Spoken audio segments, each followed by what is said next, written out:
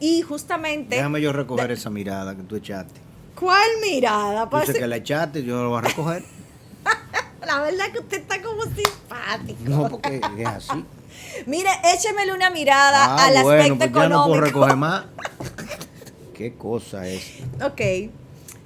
Analíceme el tema económico. El Banco Central ha dado unas cifras con que tienen que Esperanzadora. ver con el tema inflacionario y cómo esto pudiera estar incidiendo, ¿no? En los costos, que obviamente es algo que a nosotros siempre nos interesa en todos los órdenes, cuando uno está mirando que parecería que por un lado nos dicen que vamos muy bien, pero por otro lado las cosas deben estarse observando. Cuéntame usted.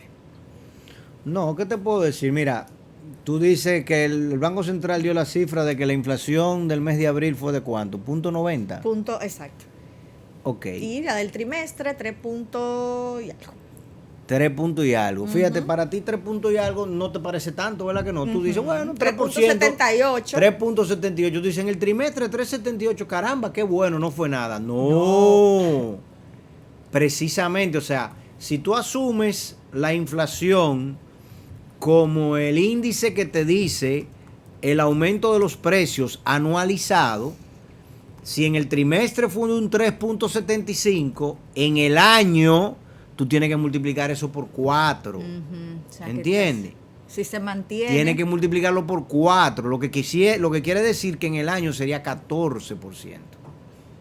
Primer punto. Segundo, típicamente tienes que ver cuáles son los meses donde los niveles de precios del índice de precio al consumidor, que es lo que se mide para definir la inflación interna de un país. El índice del precio al consumidor es una canasta de productos donde se toman los mayores productos que mayor incidencia tienen sobre una economía que se consumen. Por eso a veces tú dices, caramba, pero el precio del cemento subió muchísimo y el IPC no subió prácticamente nada. No, porque el cemento tiene una implicación. Que en el IPC el cemento tiene una implicación X y hay otras variables que tienen otra implicación y así sucesivamente. Por ejemplo, la variable educación afecta el IPC entre un 6 y un 7%. Para que tengas un dato de una en particular. Entonces, bueno, el índice de precio al consumidor no varía todos los meses de la misma forma, históricamente. ¿Tú entiendes? Hay meses que la economía dominicana se sobrecalienta. Por variables inclusive que yo le he criticado a mis amigos que tienen la dicha de poder ejercer algún tipo de incidencia sobre el accionar político de nuestro país y que pudiesen en algún momento, si le crecieran pelos en algunos lugares y ser guapos, ¿entiendes? Y tomar posiciones no simpáticas, modificar cosas y estructuras que son absolutamente distorsionantes. Por ejemplo, el índice de precio en diciembre sube muchísimo. ¿Y por qué el índice de precio sube en diciembre? ¿Tú tienes alguna idea de por qué? ¿Te viene a la mente así? ¿Por qué en diciembre los precios suben? Por la demanda. ¿Por qué hay más demanda? Por el que hay más dinero en la calle. ¿Por qué hay más dinero en la calle? Ajá. No, llégame al punto. ¿Por qué hay más dinero en la calle? Porque diciembre tiene 31 días, pero octubre también. O sea, ¿qué es lo que pasa en diciembre que hay más dinero en la calle? O sea, eroga más dinero de la ¿Por qué? Bueno, pero bueno, no. ¿Qué es lo que pasa en diciembre? Bueno, hay más liquidez en la calle. ¿Por qué? Porque se dan los dobles sueldos. Gracias, llegaste. Bueno. El doble sueldo. Okay. Una figura trujillista, ahora que estamos hablando de Trujillo, entiende que solamente existe, hasta donde yo tengo entendido, quizás me puedan corregir si me estoy equivocando, en un solo país más de Latinoamérica, que se llama El Salvador. O sea, el doble sueldo no es una figura. El sueldo 13 existe como figura, pero no necesariamente se paga en diciembre. Porque tú puedes perfectamente decirme a mí, mire, usted negocie un contrato anual y lo divides entre 12 meses. Negocia un contrato anual. ¿Cuánto tú me vas a pagar anualmente? Mira, tú me vas a pagar 30,000 pesos mensuales. Ok. Entonces, ¿cuánto tú me vas a pagar? 400,000 pesos al año, dividido entre 12 meses. Punto. Esa es la lógica normal de la mayoría de las economías del mundo. En República Dominicana, ese Christmas bonus, por ley, es un doble sueldo. Y ese doble sueldo tiene una incidencia sobre la economía demasiado intenso. porque sobrecalienta la economía. Entonces, en diciembre, ¿qué pasa? Que todos los comerciantes saben que te van a pagar un doble sueldo y si te iban a vender la televisión en 2,000 pesos, te la venden en 2,500 o te la venden en 3,000. Entonces tú tienes una inflación temporal, cíclica, que siempre ocurre en el mes de diciembre, fruto de ese aumento de la liquidez del mes de diciembre y del desbordamiento, del desorden que ocasiona ese sueldo 13 en diciembre, que por demás pone a las empresas en una situación muy complicada en diciembre, porque nadie quiere trabajar y todo el mundo nada más quiere estar de juerga. Entonces, en algún momento quizás la clase política dominicana va a entender la enorme distorsión que esto crea sobre el funcionamiento normal de nuestra economía y tendrán el valor de decir, ustedes saben que no, negocien un contrato anual y divídanlo entre 12 meses. Y déjense de eso. Y entonces eso implicaría cambiar el código laboral, que es un código que tiene 30 años en este año, que no lo modifican, pero no estamos en un congreso de reforma ni estamos en un gobierno de reforma. No va a haber ninguna reforma. Recuerda que todo lo llevamos al zafacón histórico del, ¿cómo se llama? Consejo Económico y Social. Exactamente, para que ahí eso duerma. Y ahora vamos a tener, en el segundo semestre de este año, vamos a tener grandes innovaciones con el presupuesto complementario. Por ahí viene una amnistía chulísima que van a dar nueva para poder recoger unos recursos nuevos y a partir del año que viene encaquetando varios proyecticos de leyes impositivos chulos que vienen por ahí caminando. Me lo dijo un pajarito, ¿entiendes? Entonces, porque no podemos llevar a cabo una reforma del Código Tributario, del Código Laboral, real y efectivamente, que controle y resuelva temas como ese. Volviendo al caso de la inflación. Una inflación de un 1% mensual es un 12 anual. Claro. Si todos los meses son iguales, y ya por definición te dije que no todos los meses son iguales, ¿verdad que no? En el mes de enero, ¿qué pasa con la venta en enero? Se caen. Se caen. ¿Tú lo sabes? ¿Por qué se caen en enero? Por el exceso en diciembre. Porque no explotamos en diciembre. Gente quedó en enero roto. Porque no explotamos en diciembre. ¿Tú ves?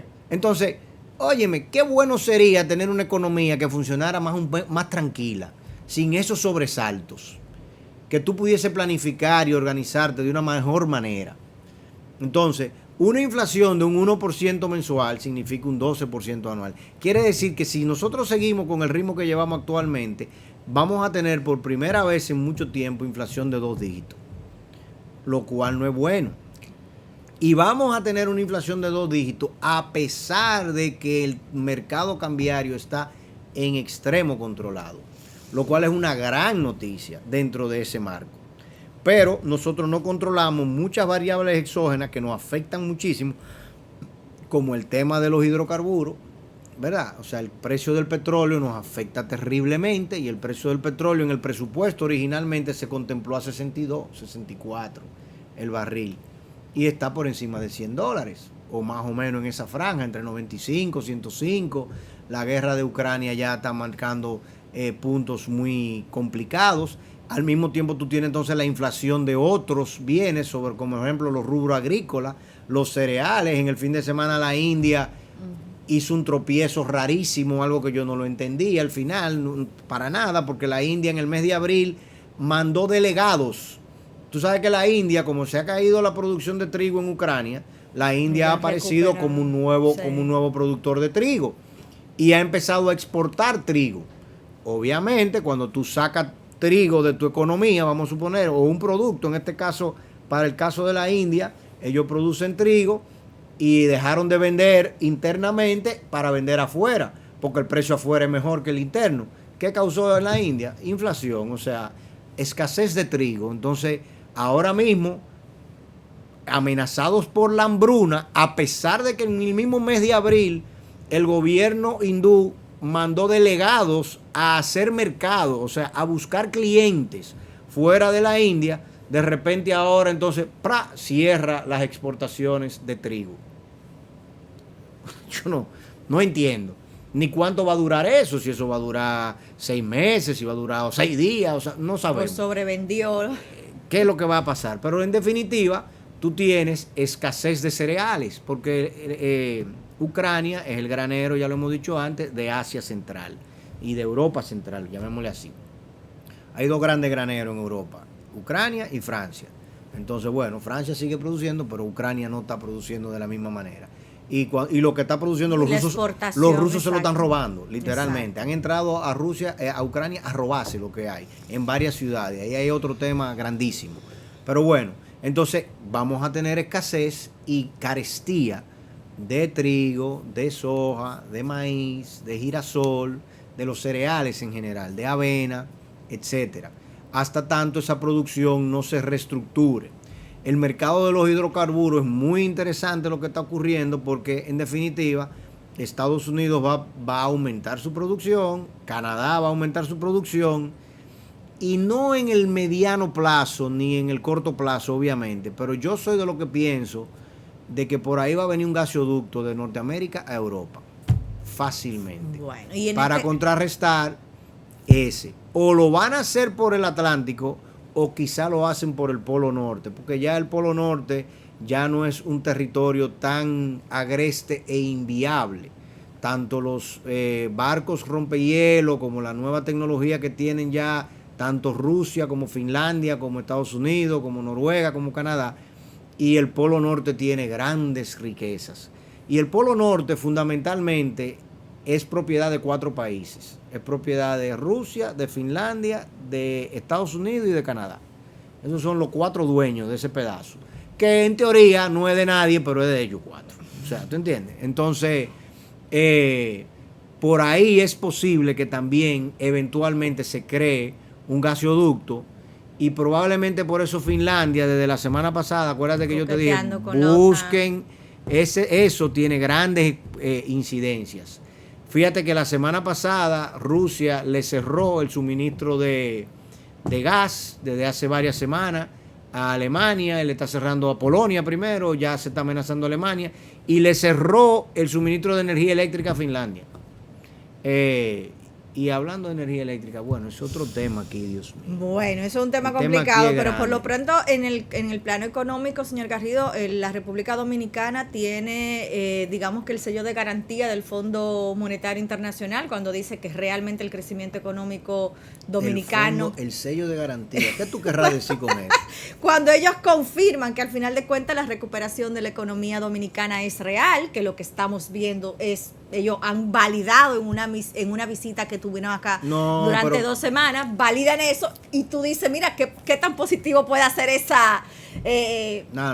respaldo o esa felicitación, por llamarlo de alguna manera? Bueno, mira, yo prefiero una calificación buena de Fitch o de una agencia de rating calificadora, Moody's sobre todo, por ejemplo, o Bloomberg. Fitch de pronto, que la del fondo.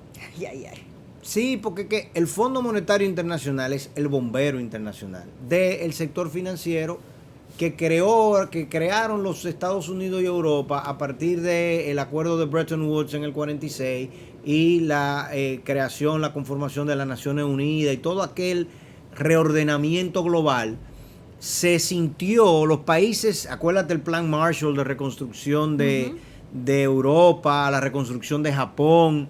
O sea, después de la Segunda Guerra Mundial, los países digamos, aliados, Europa y Estados Unidos, entendieron que no podían abandonar a su suerte a los vecinos y que el abandonarlo a sus suertes les creaba potencialmente mayores problemas que beneficios. ¿Que Dominicana y Haití qué? Gracias. Entonces, precisamente por eso se crearon organismos como el Fondo Monetario Internacional, como el Banco Mundial, y se crearon inclusive, o se establecieron inclusive como acuerdos tácitos, indirectos. Por ejemplo, ambos organismos están en Estados Unidos, digamos apostados, en Washington, D.C., están su sede, pero siempre se tiene de forma indirecta establecido que el Fondo Monetario Internacional lo maneja un europeo y el Banco Mundial lo maneja un norteamericano. ¿Entiendes? Y siempre ha sido así. Son como negociaciones acuerdos que tenemos, acuerdos que están ahí. No escritos. Correcto. Entonces, el Fondo Monetario Internacional, ¿qué es lo que hace? El Fondo Monetario Internacional es cuando tú tienes un país que está en una situación de desequilibrio macroeconómico y no puede pagar su deuda, entonces los acreedores internacionales para que no suceda lo que sucedió aquí en el 16 cuando vinieron los norteamericanos y se cogieron las aduanas para cobrarnos y se pasaron 8 años aquí con las aduanas tomadas para cobrarnos y nos dejaron a un jovencito llamado Horacio Vázquez de presidente. Ellos se meten, intervienen en las economías y tratan de reorganizarte. Pero, digamos, mientras tú estás en buena, o sea, tú estás tranquilo, tú estás en paz, como es el caso dominicano, nosotros no tenemos al día de hoy ningún acuerdo con el Fondo Monetario Internacional porque nosotros no estamos en una situación de crisis de deuda.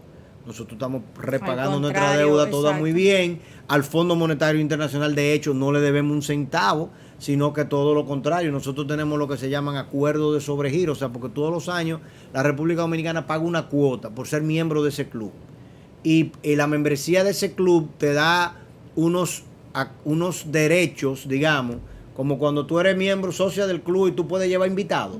Bueno, en el caso del fondo, suponte que tú tienes 400 millones de dólares que tú has puesto ahí, por acuerdo de sobregiro tú puedes llegar a tener crédito por un poco más que esos 400 millones, que fue lo que sucedió con el cover en el año 2020. Por la crisis del cover, el Fondo Monetario Internacional le dijo a todos los países, sobre todo en Latinoamérica y en el mundo entero, le dijo, miren, ustedes pueden disponer de la liquidez que ustedes tienen aquí disponible. Y entonces los acuerdos sobre giro de nosotros nos permitieron, creo que 630 millones de dólares, una cosa así, si no me falla la memoria, en el año 2020. Que Dios Nilo, rápido, raudo y veloz, fuácata, utilizaron, ¿te entiendes? Entonces, eso es lo que significa estar miembro del club del Fondo Monetario Internacional. Ya Banco Mundial y BID son otras 500, porque aquellos funcionan más como bancos, claro, pero son bancos que te prestan a muy cómodas tasas, bancos multilaterales, que los socios son las grandes naciones, que son los accionistas que le ponen la plata ahí. Y hay unas condicionantes para tú poder utilizar esos préstamos. En inversión nación, sí, claro, que siempre tiene que ser así. Son bancos de desarrollo, ¿no? Que están ahí disponibles para otros proyectos de desarrollo y etcétera, etcétera. Entonces, el Fondo Monetario Internacional viene todos los años y te visita. Te hace 1 o 2 visitas de cortesía. Y en esa visita de cortesía, el gobernador del Banco Central lo recibe, casi siempre participa el Ministerio de Planificación y Economía, participa también, qué sé yo, Dirección de Impuesto Interno, de pronto participa, aduana, etcétera, pero fundamentalmente quienes generan la información económica del país, que en el caso dominicano es muy curioso, porque en el caso dominicano la información económica desde hace unos 25 años más o menos solamente la genera el Banco Central, o fundamentalmente la genera el Banco Central. Eso no es así en la mayoría de los países. Nosotros tenemos ahí una situación muy particular. Ministerio de Economía, Planificación y Desarrollo era, cuando se llamaba UNAPLAN, generaba unos boletines económicos y Banco Central generaba otros. Y había una dualidad de producción de información económica. Eso, guácata, se lo tragó todo el Banco Central porque era más fácil y conveniente controlar toda esa data y que eso se manejara desde un solo lugar. Se maneja desde un solo lugar y ese lugar es que le provee al Fondo Monetario y le da la cifra. Y salvo que el Fondo Monetario Internacional huela algo como complicado, ¿tú entiendes? Y tenga un pajarito, no, es otro presidente que tiene un pajarito, tenga una vocecita que le diga, mira, esos números no están muy bonitos y la cosa está mucho más caliente en la economía que lo que tú estás viendo ahí, o haya disturbios sociales, etcétera. Típicamente esos números son bendecidos y es lo que sucede actualmente acá en nuestro país. O sea, el Fondo Monetario Internacional no tiene razones para no bendecir y aceptar esa información como se la están brindando al día de hoy, porque nosotros somos una nación que está en crecimiento, que tiene inversión extranjera, que tiene un clima de macroeconómico bastante estable, a pesar de todo lo que está ocurriendo. ¿Tú entiendes? Que las elecciones se dan cada 4 años tranquilamente. Y obviamente tenemos una situación complicada, como tienen todos los países actualmente, pero nosotros no estamos dándole bombazo a nadie, todo lo contrario. Entonces, esas cifras son bienvenidas.